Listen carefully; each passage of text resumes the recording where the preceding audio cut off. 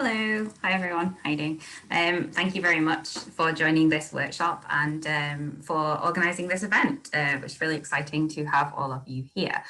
So I just wanted to briefly introduce myself. I am Lauren, and as Martin said, I'm the CEO and co-founder of Animal Advocacy Careers. My background is in client consultancy, so I used to work for a global market research company, and I am now in the non-profit world.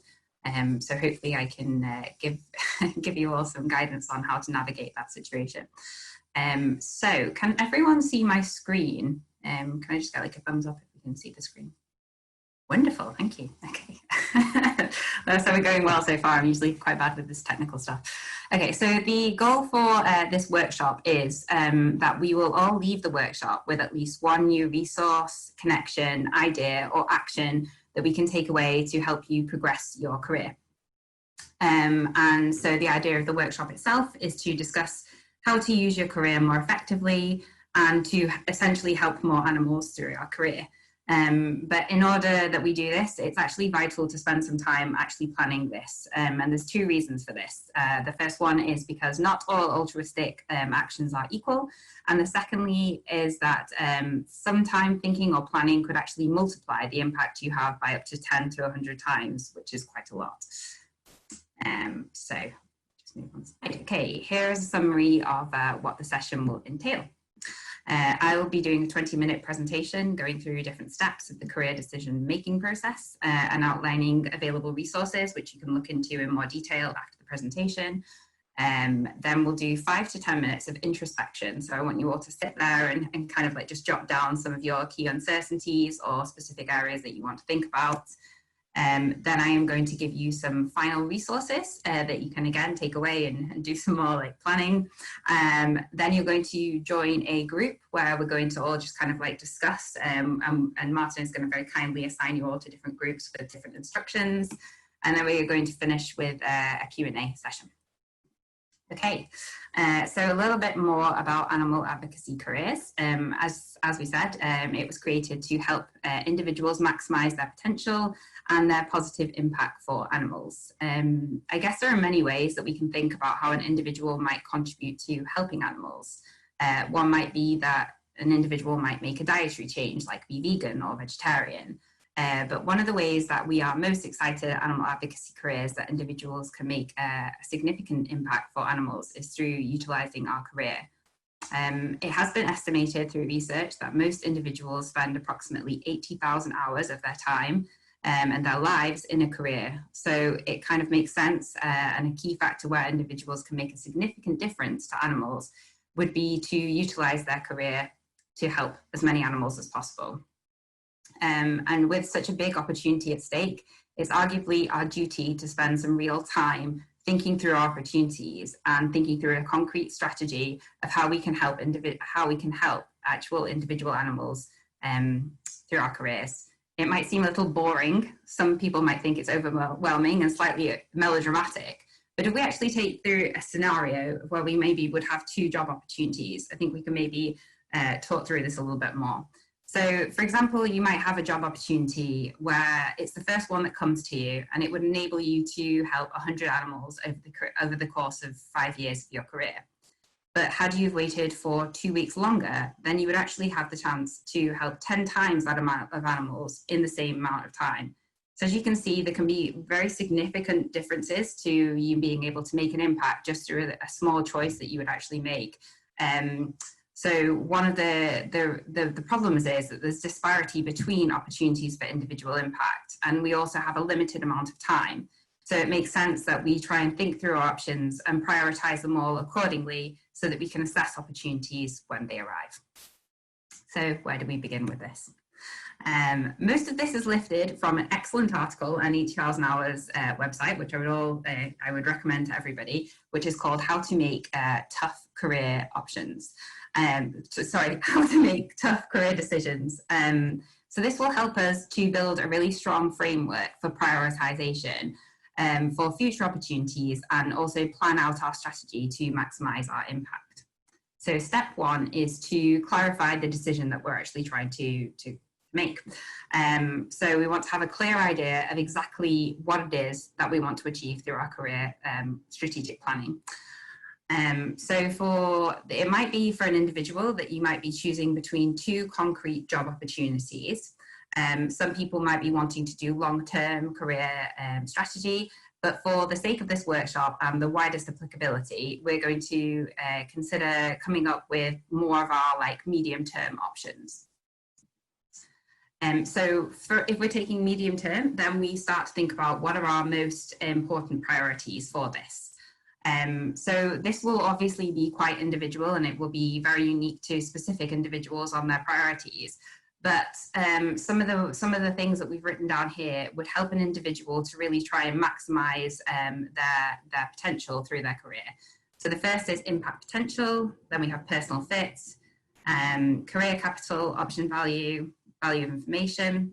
And I'm going to go through each of these in slightly more detail to try and remove the jargon, and also to give you all some resources so that you can look them up individually afterwards. Okay. So the first and arguably the most important is actually impact potential. So how much impact potential do you have with each of the job opportunities that you're considering? This is perhaps one of the most important parts of it. An excellent guide for this is the Centre for Effective Altruism's resources page, which goes through this in a lot more detail. Because a lot of it comes down to cause prioritization. I'm assuming that most of us here are thinking about trying to help animals, but then from that you are also restricted by the specific cause that you're focused on.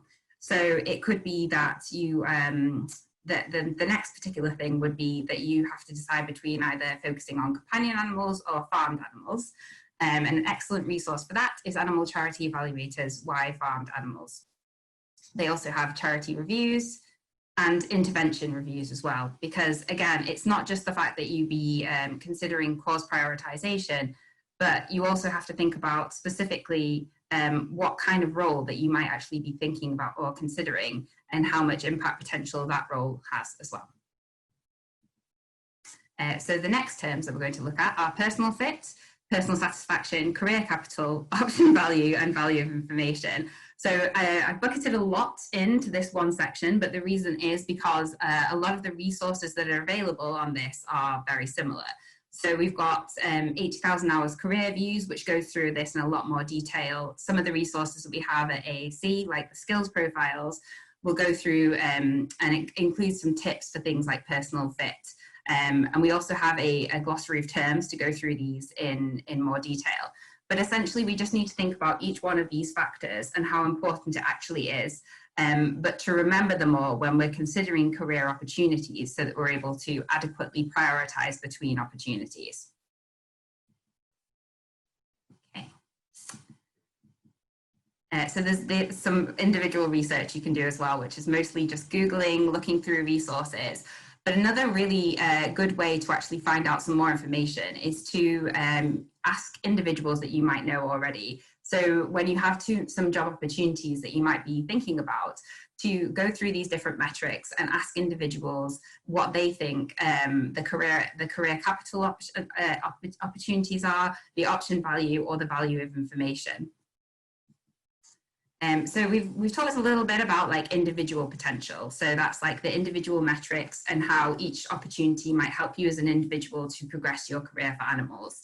The next thing that we want to think about is community. So we want to also consider the fact that each one of these job opportunities has the potential to significantly help the community in two ways.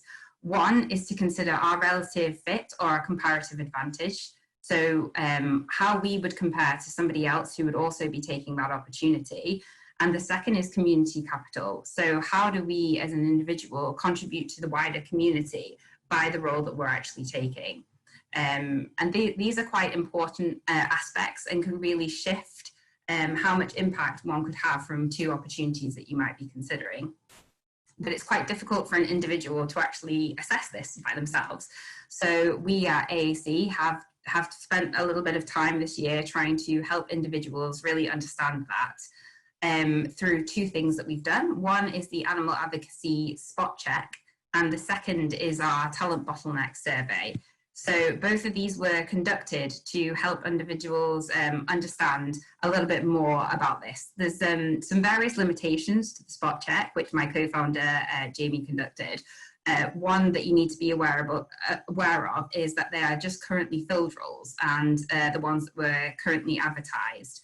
It's also just a snapshot of a specific period of time, and we're hoping that in future we'll also be able to retrospectively go back and compare the two. But some notable points which might be worth considering was that both fundraising and operations roles were overrepresented in the advertised job opportunities compared to the current roles. This suggests that filling roles is difficult for effective animal advocacy nonprofits. And it also provides weak evidence that operations expertise is a bottleneck for effective animal advocacy nonprofits. The second was that campaign roles and research roles were both slightly underrepresented in job ads. This matches our impression that these roles are generally popular and oversubscribed. In the job specifications for advertised job roles, communication skills and English language were frequently requested as important, and remote work was common, but flexibility by country of residency was not. Most jobs required experience in related types of roles, so the average for this was about 1.8 years of experience was required in each one of these job roles. So the second thing we did was conduct this time last year actually, 12 CEOs and hiring professionals from 9 of the 10 standout charities currently listed on Animal Charity Evaluators page, formerly or now. And that was asking the organizations, like, what bottleneck do you most identify at the organizations? As you can see, overwhelmingly fundraising and unsurprisingly funding was the major talent bottleneck, which again is, the major bottleneck for organizations. But interestingly enough, 75% of those organizations said that they would prioritize hiring fundraisers in future rather than just having the donations themselves. And that was to enable them to have more of a sustainable cash flow. So some of these questions matched up quite well, the survey that we did versus the spot check, and other things were slightly different. So in this, for example, there was quite a lot of mention of people struggling to hire senior managers and leaders, which interestingly enough was also in the Fauna-Lytics survey that just recently came out, but it wasn't matched in the spot check. So that's either an issue with our spot check or just like some random variance. But the important thing is that we can try and get an understanding of the key bottlenecks, so that when individuals have the option where all else being equal on individual level, the two options are similar, that you can have significantly more impact for animals by taking an opportunity where there's a key talent bottleneck in the animal advocacy community versus the other one that is where your comparative advantage is minimally low. And again, these terms are on our website, on our glossary of terms, if that's helpful for people. So you've got those two, which I've just discussed with you. Again, I would really encourage people to ask individuals that you might know about what they think their key bottlenecks are, or to ask people who are in these roles, like if they think that they're particularly over or undersubscribed, but just generally asking more people and encouraging them to give you feedback on your comparative advantage in comparison to other people is really good. At the end of this year, we'll also be trying to look into some more research, maybe about quality adjusted staff members and how much incremental impact individuals can have, but that's not until the end of this year. So feel free to reach out to people and tell them. Okay, so I've talked quite a lot now, and now my screen has decided to do that, so I'm really sorry about that. So the next part of the presentation is that we want to generate some more options. So the idea now is that we've gone through step 1, which is to clarify our decision. We've gone through step 2, which is to think about our key priorities. And our third step, which is really important, is to generate some options. I know people are usually quite reluctant to do this, and they will usually come up with 1 or 2, but I want to try and encourage everybody to think of as many options as they can, because it tends to be the situation that we come up with options rather than over come up with options. And then the ones that you first come up with are never the best ones, so you need to keep thinking. I'm going to put up a few options here that people might want to consider. So you could work for a non-profit, you could work for an animal free from company, you could work in management and leadership, lobbying, start a new charity, work in the legal space, marketing or communications. And all of these resources that I'm putting up here will maybe try and help and encourage you to think of it, maybe inspire you to think of some more options.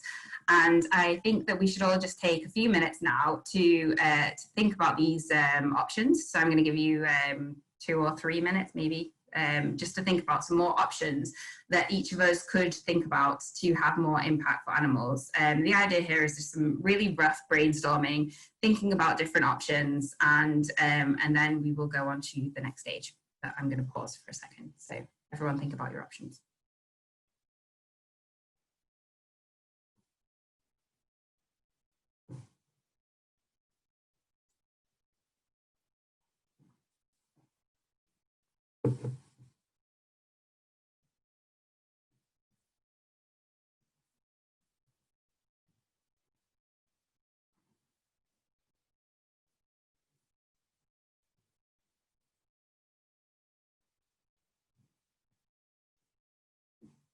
I'm also going to put up some tips on the next screen to help you think about your options.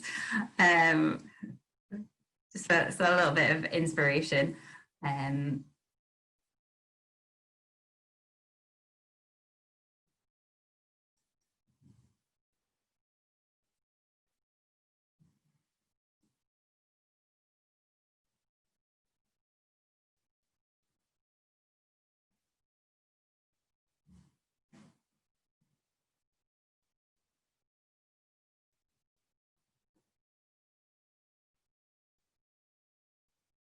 Okay. So obviously that wasn't enough time for you all to generate as many options as is plausible for each of you, but hopefully it's given you some inspiration, or at least started to make you think about more options that are potential for you. So after this, the next step that we want to take is ranking these options. So I'll share these slides on the Facebook group afterwards so that you can all like spend some real time thinking about them. But the idea is just to try and get you into the space of generating some more options. The next step is to rank your options. So again, I want you to do just like a really rough initial ranking of your options through just introspection. And not try and think too much about it. But the idea would be to take those, take all the priorities that we discussed in step 2 and think about the options that we've just generated and rank them against each other. So which ones seem like the likely highest opportunity, just based on intuition, not through doing any research or anything like that, but where we think each one of those options maybe would come through the ranking. And again, I'm just giving you all of the priorities that we put there. And I will just leave them on. And if you can just really quickly look at those options that you've just done and rank them against those different metrics.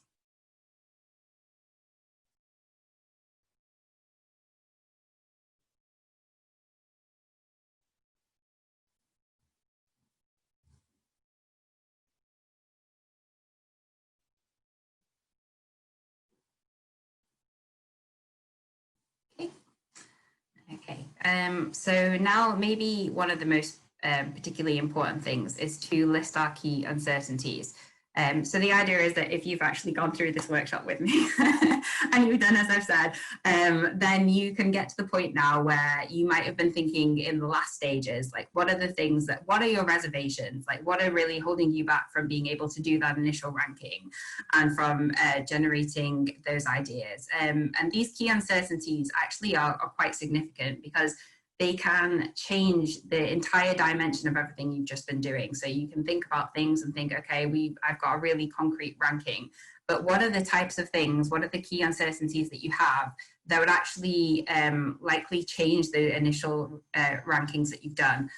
So again, just like trying to think about these things is actually really important. And I'm gonna pause now for 5 minutes and let you think really concretely about those steps. And then after that, we're going to go into breakout rooms, which Martin's going to help me to assign. And just to, we're going to put you in different groups, depending on where you get assigned. You will have kind of like an assignment for that. But if we can spend 5 minutes now individually just thinking about all these things, and I will leave some tips on the screen again, so that you can have some time to think.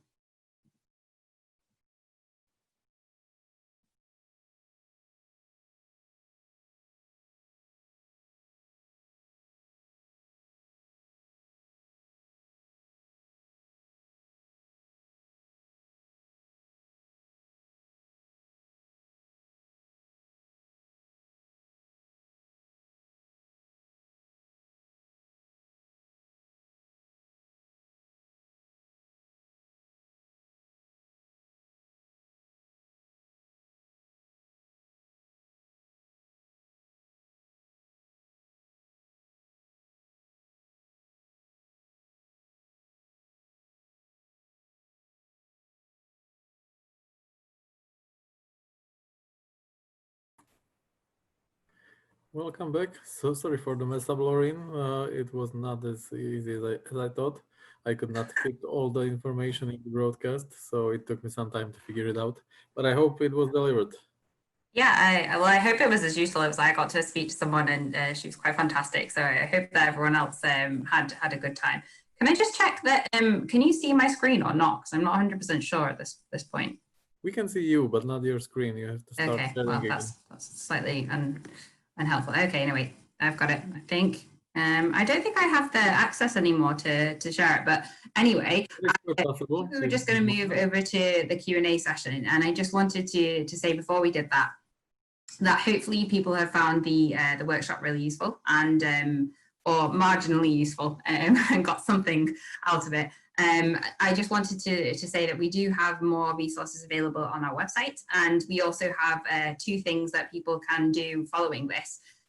So one is apply for our one-to-one career advising calls, and in that people will fill in an application process, which seems quite arduous and long, but is actually helped to try is actually developed to try and get people to introspect a little bit and to think through their career, and then we can use that as a form for the call as well. And then the second is that we are going to be doing an introductory course at the end of this, well, actually in a couple of months' time, and that is just to help people understand a little bit more about the effective animal advocacy movement and the opportunities that are available to people. And then we will do a more structured and detailed workshop than the one that you had today. So you can also apply for that on our website. But I think that's pretty much everything from my side. If we have any questions that we can fire away, it's totally fine. Great, thank you, Lauren. So now we can open Q&A session. We have 12 minutes, or almost 12 minutes. I would like to remind you to not ask the question directly, keep your mic muted, and post your questions to Slido. You should find the link to Slido in the chat, and it will be put there again in a few moments. And we already have 2 questions there. So let's start with the first question. Hi, is it possible to work as an independent researcher within EAA, like applying for funding to do research projects as an individual rather than with an organization? I'm really sorry. Could you repeat the question? I promise. Okay, sorry about that. So, is it possible to work as an independent researcher within the effective animal advocacy? That means applying for funding to do research projects as an individual rather than with an organization. Yeah, I think that would definitely be a potential option. I think that there are some funding resources available for individual projects. I think it would really specifically depend on what project it was that you were trying to research. But there are definitely some grant making bodies and organizations that will fund individuals to research, particularly on priority areas. I think the effective altruism community does usually fund these things. I've heard of people doing that. I hope that answers the question, but if you have a follow-up, feel free to ask. Okay, next question from Haven. What was your career path before launching this new cool organization? Thanks, Haven. Yeah, so my career path before this was I've worked in the for-profit world for almost 10 years before I did this. And I worked as a client manager and then ended up in consultancy. And when I was doing that, I was also volunteering for effective animal advocacy organizations like the Humane League and the Good Food Institute.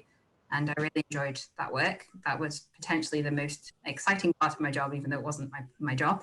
And that inspired me to start charity entrepreneurship, which I think you were also on. And then I started this organization. Thank you. The next question is from Ula Zarosa. Who would benefit the most from the individual calls that AAC is providing? Yeah, that's a really good question. I don't think that there's a most, but I think that it would be beneficial to anybody who kind of wants to think a little bit more in a structured way about their career. The actual application form itself is quite long. Sorry about that, but it is there for to try and help get people to really think about their career. And it would be beneficial, I think, for anybody who is uncertain about any aspect of their career and would just like to speak a little bit more about it. We can give you feedback on it and hopefully give you some more tailored and individual resources to help you with your career decision making. Thank you. Next question is from Matilde Darui. I apologize if I mispronounced that. Do you have any pointers on how to go about assessing relative fit? Oh, assessing relative fit. Yeah, I mean, I think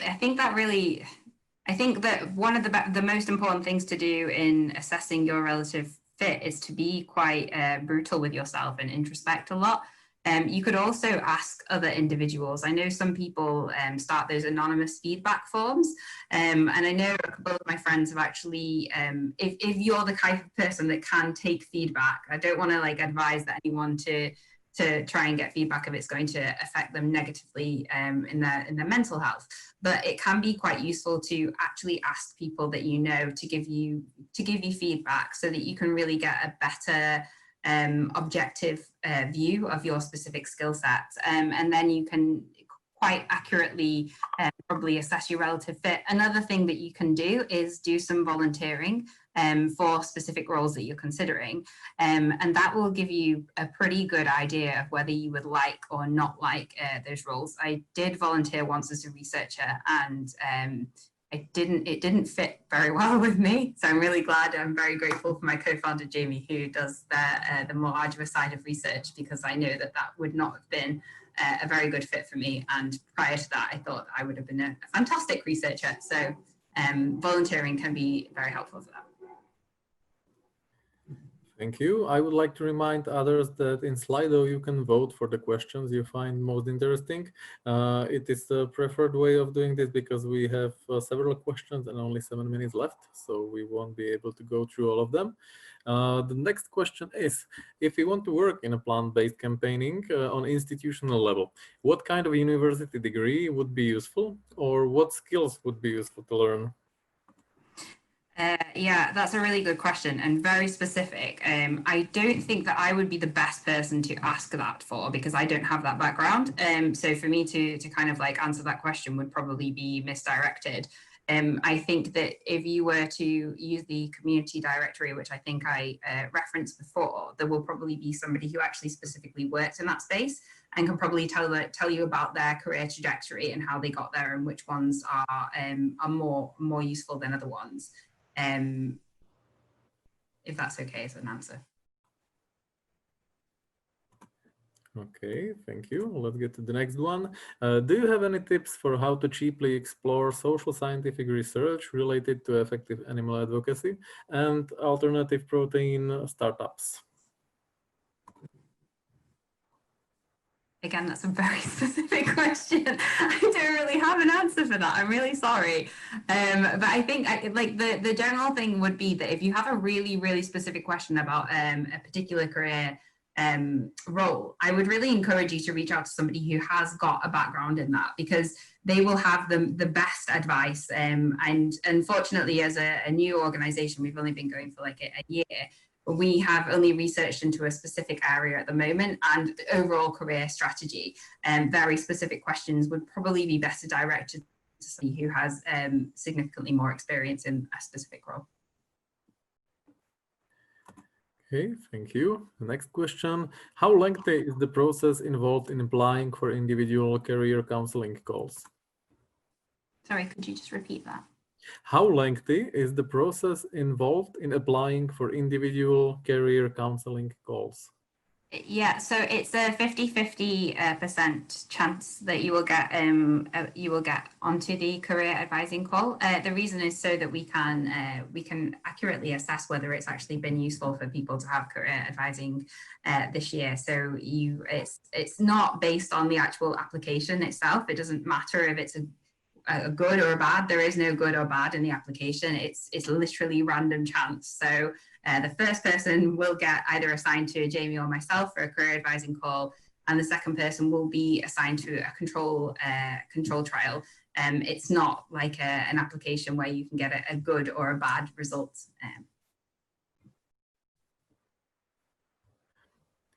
Okay, next question. Do the individual calls assume that applicants have decided to prioritize animal advocacy as a cause area, or can you talk about prioritization in the calls? No, you can definitely talk about prioritization. The idea of our career advising calls is to help people to maximize their impact in general. Obviously, it's nice if it's for animals, and we'd like to discuss those options with people, but I don't think that if you haven't decided 100% on animal advocacy, I think that it would still be very interesting to have that dialogue.